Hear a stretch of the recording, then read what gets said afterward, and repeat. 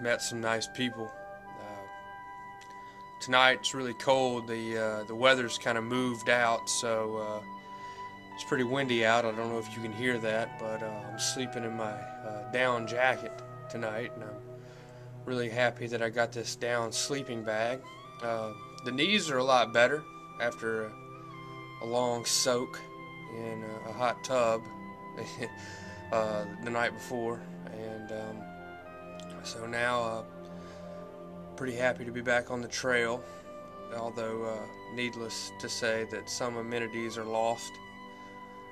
And tomorrow I'll be hiking out of here. I hope I'll be done, reach my North Carolina border and get on out of here. So it's a good night.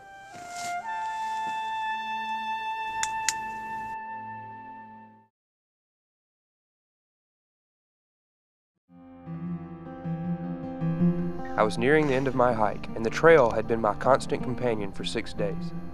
I still had mountains to climb and even saw some unusual sights, but my focus was now on completing my quest, a quest of accomplishment and self-discovery. The finish was near, and I grew excited with each passing step I took, and I found my pace quickening as I drew closer.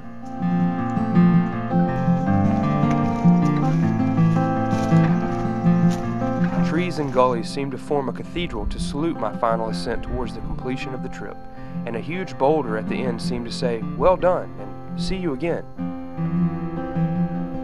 I had done it. An over 80-mile hike on the Appalachian Trail alone in just 6 days. I was tired, but thankful for the experiences that I had encountered. And leaving the end of this section of the trail, I couldn't help but think back to the landscapes, the sights and sounds that are burned into my memories forever, of the impressive land that is America, and of the people I had met along the way, the places I had been to and that I hoped to visit again, of the unique and unexpected treasures I had uncovered.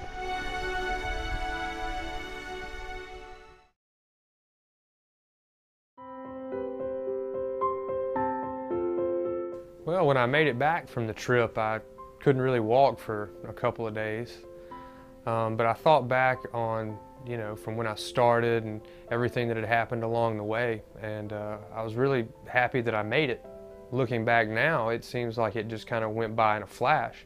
I ended up doing the entire hike, what ended up being around 90 miles in 6 days. I really pushed myself and enjoyed it. I kind of wish now that I would have spent a little bit more time on the trail, gone a little bit slower, just so I could have noticed a lot of the things around me as opposed to just trying to get from point A to point B.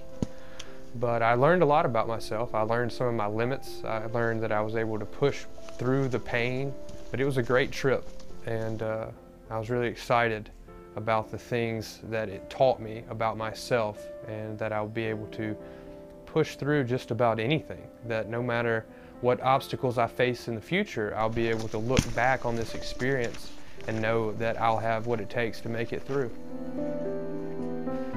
Well, now that I've finished the Georgia section of the trail, I'm looking forward to, at some point, getting started on the Smoky Mountain portion and the Virginia Highlands portion of the trail.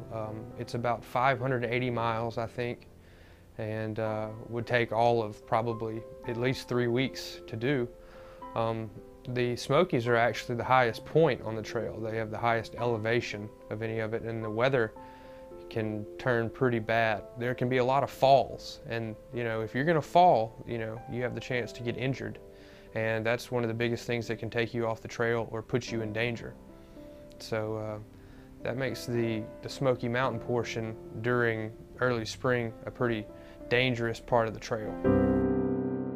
A little further up the trail, which is considered the halfway point, there's the actual Appalachian Trail Conservatory, which is a place that they take your picture, and over the past 25 years they've documented thousands of hikers, so it's a great way to show that you've made it halfway and that you're documented, and that you become part of trail history.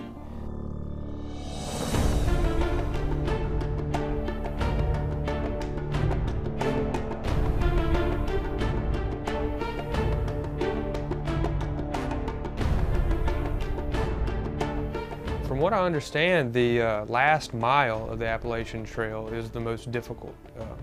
It's the mile up Katahdin Mountain, but it's a pretty rocky climb. I hear some people spend 2,000 miles getting ready for that last mile.